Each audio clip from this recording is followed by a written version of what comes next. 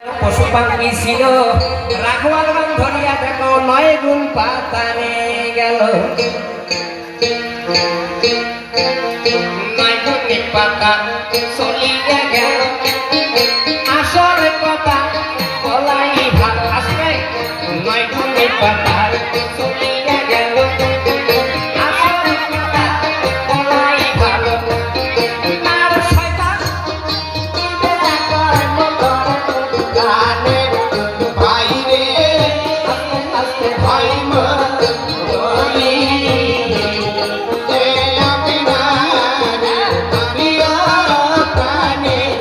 ভাই রে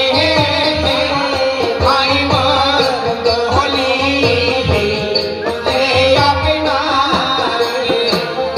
আল্লাহ পাকে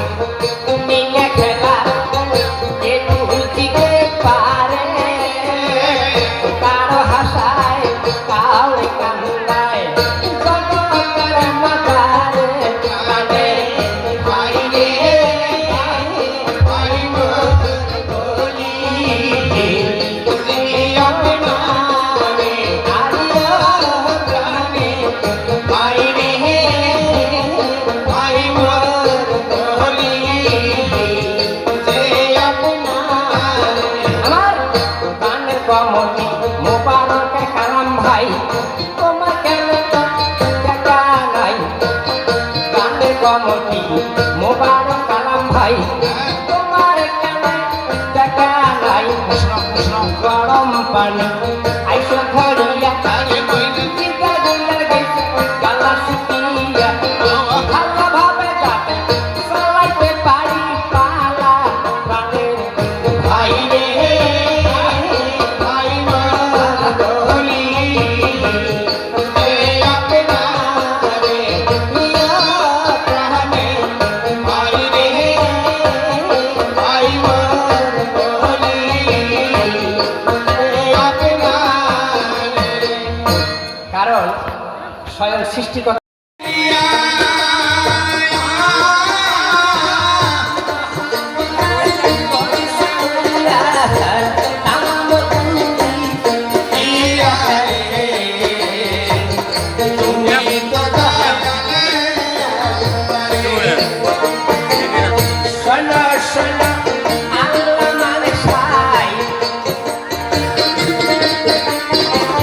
তোমার মতো দয়ালু আর হবে নাই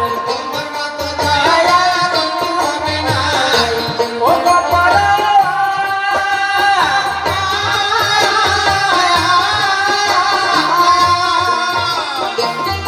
ইমানে খানা পাকা করো আগে বাহারো আমারো তুমি তো দয়ালে আল্লাহ হে তাই সেদিন আইয়ুব নবী 2 রাকাত নফল নামাজ পড়ে আল্লাহর কাছে দোয়া করলেন তোমার মাল তোমার জান তুমি নিয়ে যাবে আমি আফসোস করব না আমার ঈমানটা পাকা করে দাও আল্লাহ বলতেছে ওরে শয়তান দেখো আইয়ুব নবী আমার প্রিয় বান্দা আমার ভক্ত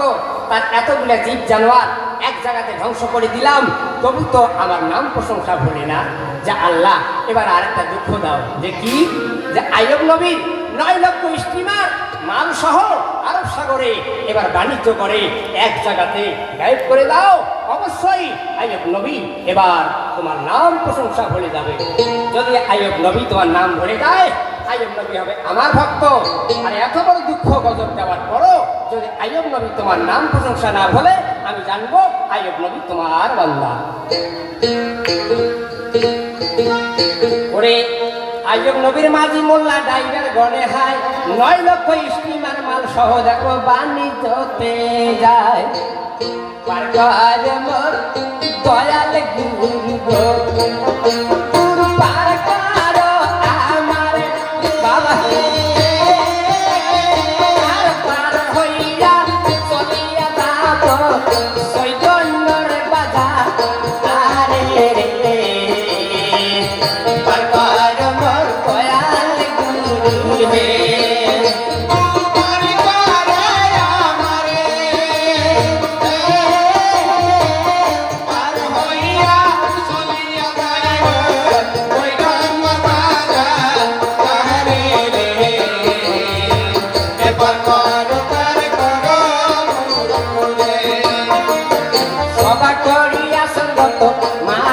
নদীর মতো শোনেন মন দিয়ে ধীরে ধীরে পাল্লা খানা গেল গো শুরু হইয়া আমি সবাই বলিতে চাই তারপরতে আল্লাহ পাকে তাদের গনি কিবা দুঃখ দিল ভাই আইলো রে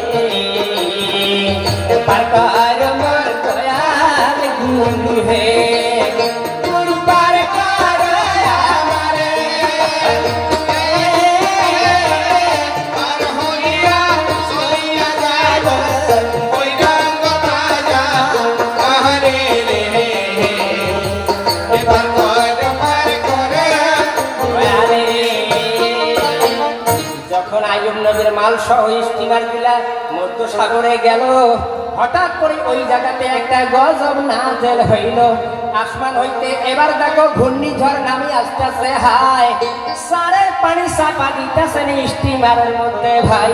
তাই সেদিন দেখো স্টিমার মাঝিগণ এবার হাবুডাবু খাইতেছে গিয়া